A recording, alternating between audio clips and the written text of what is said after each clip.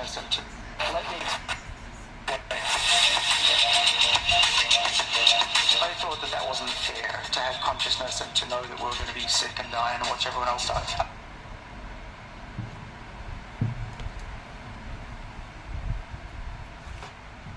I was inspired by my grandmother, who told me that humans can do better.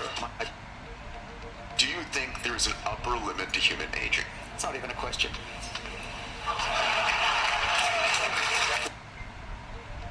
Do you think there's an upper limit to human aging? It's not even a question.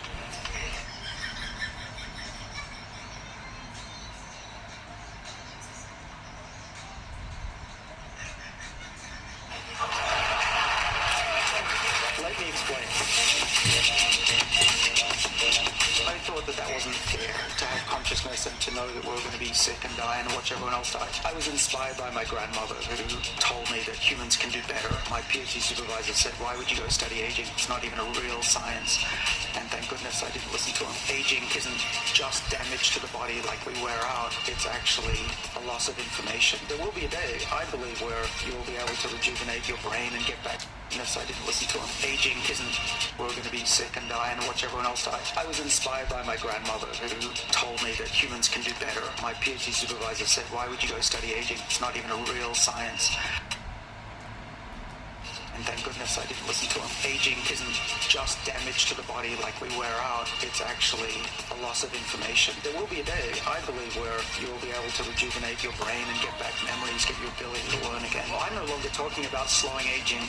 I'm talking about true age reversal. Multiple times there's a backup copy of information in every cell. And that fact that there is a backup copy changes everything. There is no law that says we must age. Remember that. Welcome to Moonshots and Mindsets. One of my favorite conversations from Abundance 360 this year was a fireside chat with Dr. David Sinclair, known around the world as one of the leading, if not the leading thinker on age reversal and epigenetics. David is a professor at Harvard Medical School who studies aging and longevity. He had just published an epic paper in Cell about the work he's done over 13 years on how to accelerate aging from epigenetic changes and then reverse that aging. In this segment, we're going to be diving into the work that he's most recently done and where he thinks it's going. You know, I'm a fan of David, a big fan. I've donated to his lab. I've written about his work in the book that I wrote with Tony Robbins called Life Force. I promoted his book, Lifespan, David Sinclair's book, probably more than I've promoted my books. He's one of the most exhilarating thinkers, a dear and beautiful soul. We're going to be visiting David during my longevity platinum trip this coming August and going to his lab.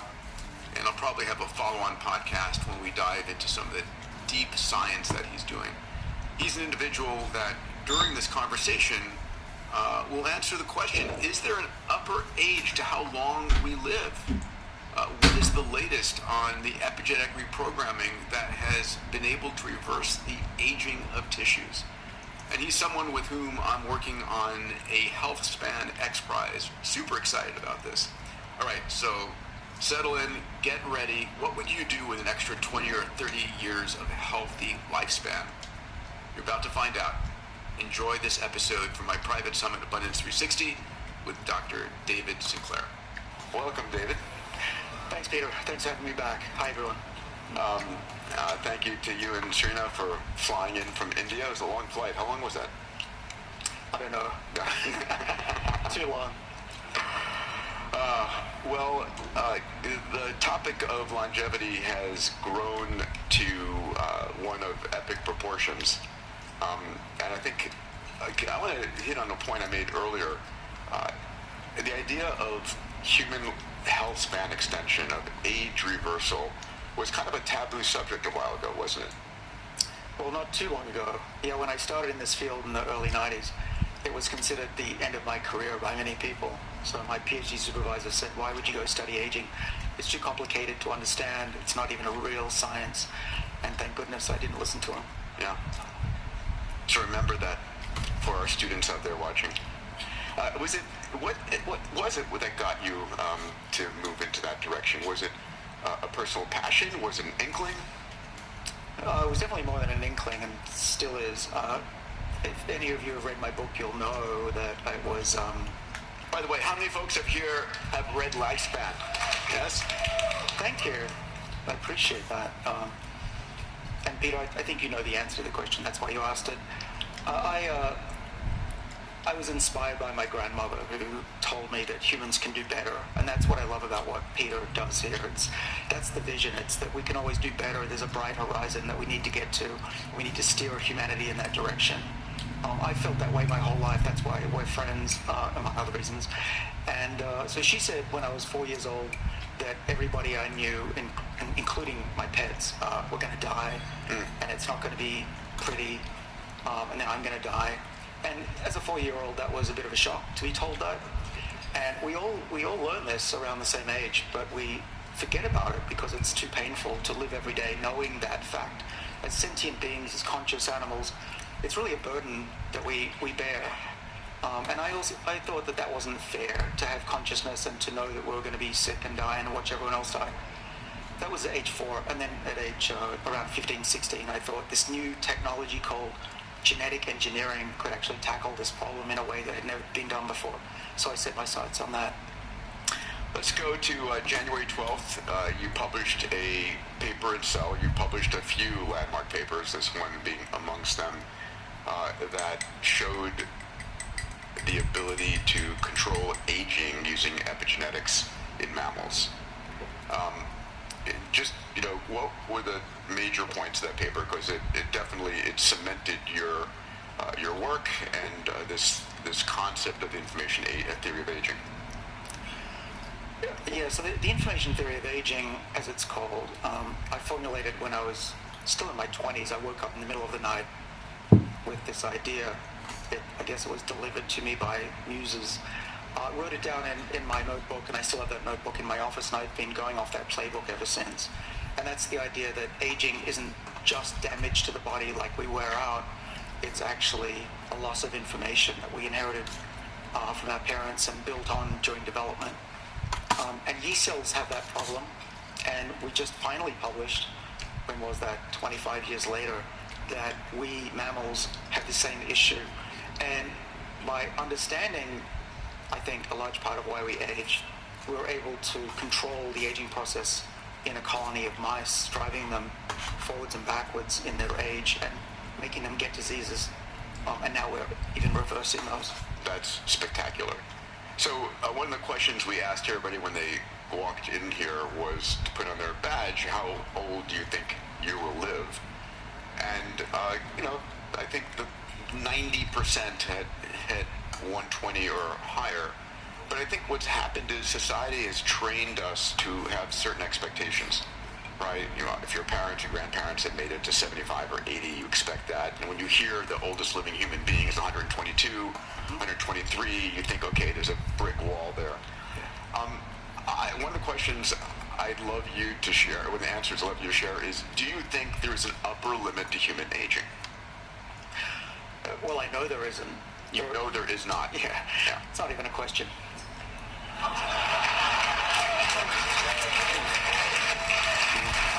Drop the mic moment. It's not. Yeah. It's not even a question. Share. One of the answers I'd love you to share is, do you think there is an upper limit to human aging? Well, I know there is. No, there is not. Yeah. It's not even a question.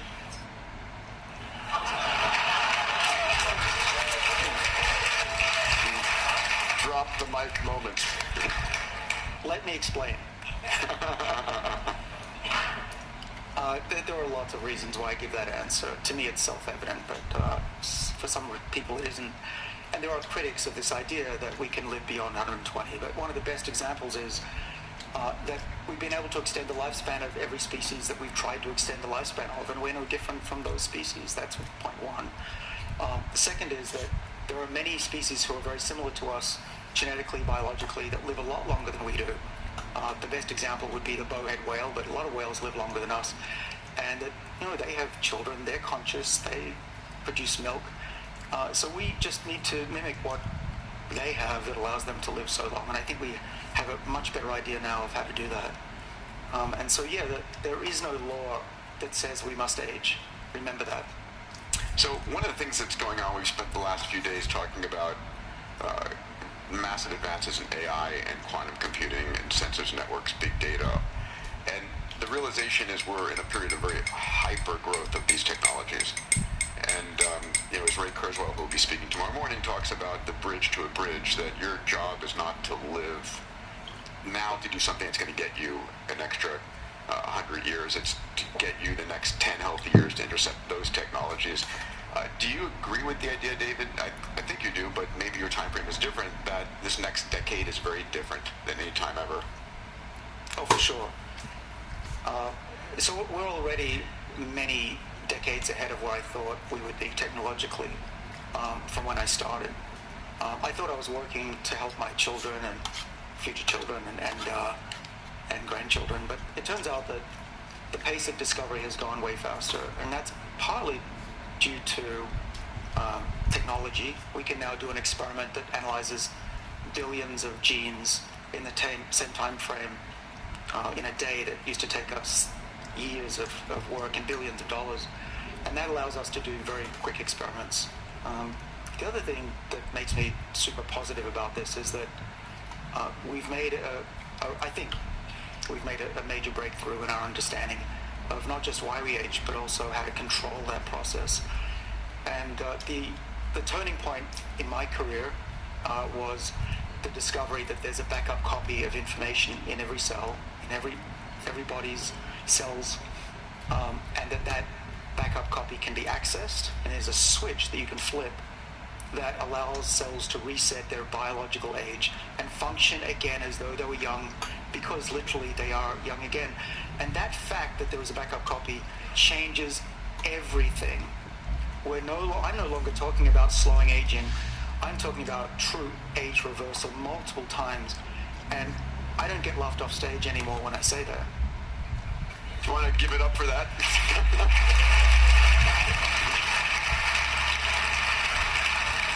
I mean, the idea, I want to give it up for that. I'm no longer talking about slowing aging. I'm talking about true age reversal multiple times. And I don't get laughed off stage anymore when I say that. Do you want to give it up for that?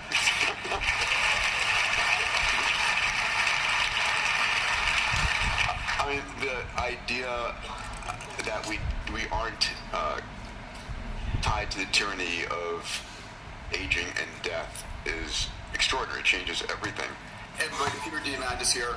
I've been asked over and over again, what do I do for my own health? Well, I put it down in this book called Peter's Longevity Practices. It's very readable in just an hour. In the book, I cover longevity diet, exercise, sleep, my annual found upload, meds and supplements, longevity mindset. It's literally consumable in just an hour's time. Hopefully to incentivize you to make a difference in your life, to intercept the technologies coming our way. If you want this, it's free. Just check out the link below and download it right now. The evidence that you have for this backup copy, there are a few things you speak about in your book and your podcast. Could you speak just a few examples there? Right. Let's see. We've got some visuals we could call up, actually.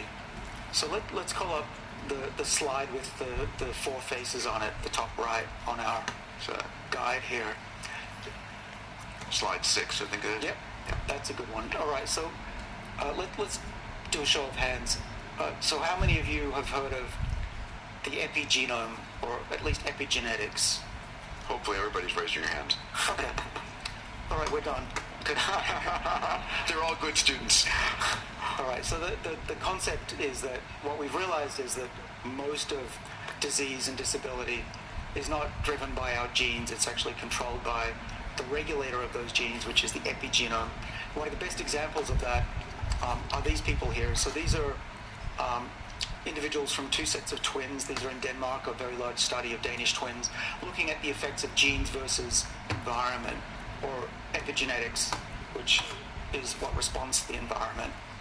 And so if we click the button forward once, you'll see that the identical twin of these two individuals, hopefully you can see, looks a lot younger and is actually younger biologically. We can now measure that. And it turns out that by living a healthy lifestyle, often you hear about doctors recommending these things. We know a lot about how to slow down the aging process. You don't just look younger, you actually are biologically younger. And that's why if you exercise, you eat right, you eat less often, you take the right supplements, you will be biologically younger and you will actually stave off disease until much later. So what does that actually mean? If we go back one slide, the concept is information. So the main type of information that we know about is the genome in the DNA. But there's also another level of information that's just as important and even more complex. That's the epigenome. And those are the structures that control how the DNA is bundled and shaped and which genes out of the 25,000 get turned on and off when we're forming an embryo and we develop. And those genes can be switched on and off depending on how we live. If we put our bodies in a state of perceived adversity or adversity that isn't too damaging, the epigenome will actually respond and be more stable. So the idea is you want to stabilize your epigenome so that your cells remember how to function youthfully for longer. The analogy, as shown in this slide, is a compact disc. Hopefully all of you remember what those things are. Barely. Incredible technology. You could fit about 20 songs on there. When I teach at Harvard, the kids are like, what are you talking about? This is ridiculous. So if you're young, it's like resetting a computer or pressing the buttons on the side of your iPhone. So what the analogy is that the digital information is the DNA, and that's the music. But you need to read it. It's not just bits on a metallic disc. The epigenome is the equivalent of the reader of that information, and the songs are the genes. And aging, I believe, and our new paper presents very strong evidence this is the case, that aging is akin to scratches on the CD, so that the cells still have the music, the genes, but they're just not read correctly at the right time in the right place, so that your cells forget how to work. So we see that brain cells become more like skin cells and skin cells become more like kidney cells. We become a melange instead of highly differentiated, functioning, youthful cells. And so that's the information theory of aging. And what we found out in this paper is what drives that process in large part is broken DNA. Avoid x-rays, CT scans if you can help it. Don't fly too much. If you can help it. Yeah, well, don't do what I do, and live ways that actually prevent those breaks, because that disrupts the epigenome we showed. But here's the cool point is that we've discovered you can polish off those scratches and get back the beautiful music of cells and their youth.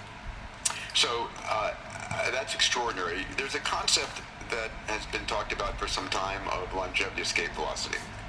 That there's a moment in time that for every year that you're alive, science can extend your life for more than a year.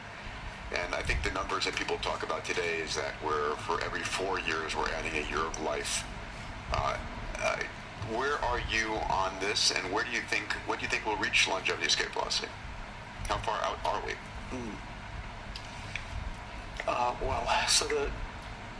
So we get about 3 months for every year we stay alive, currently, without breakthroughs like the one I'm talking about. Let me give you an update. So we get about 3 months for every year we stay alive, currently, without breakthroughs like the one I'm talking about. Let me give you an update on where we are today. Please, and whatever you're willing to say, I know some of it's amazing. And we can extrapolate from here, but remember it's not linear. Yes. There's one thing you know from this conference. The journey has been a rapid one. We made this discovery that you can reset the age of cells, human tissue, mouse tissue, living mice. What is it now? It's about 5 years ago. It was published 3 years ago. We started working on mice. We reset the eyeballs of mice to be young again. They got their vision back. No.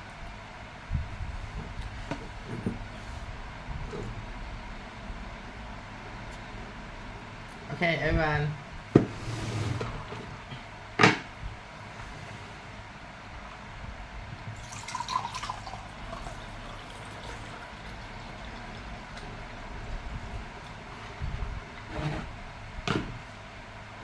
Why I pour the water into my cup? Because I want to know how much I eat water in the day. You should eat like this, maybe 7 or 8 a cup of water. This is 2 cup water. 1 is a green tea and 2 water.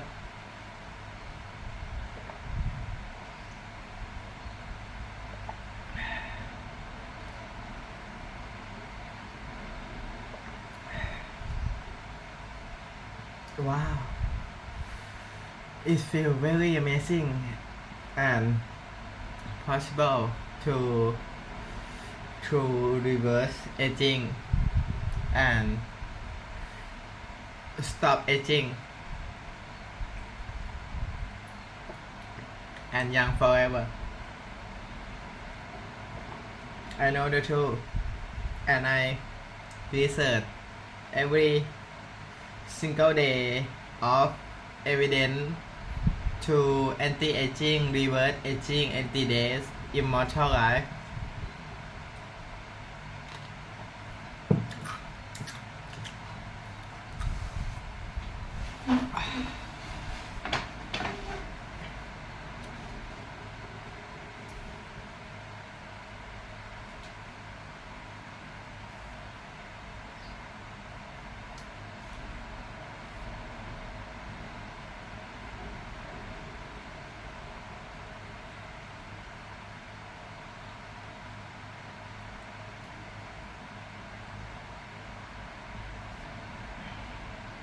Today is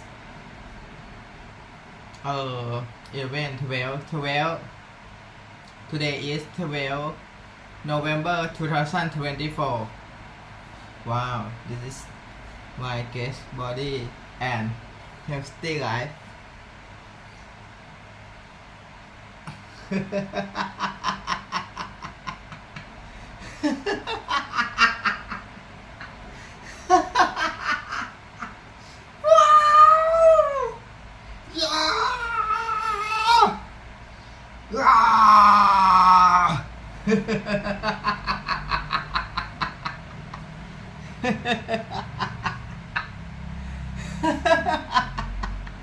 Yeah.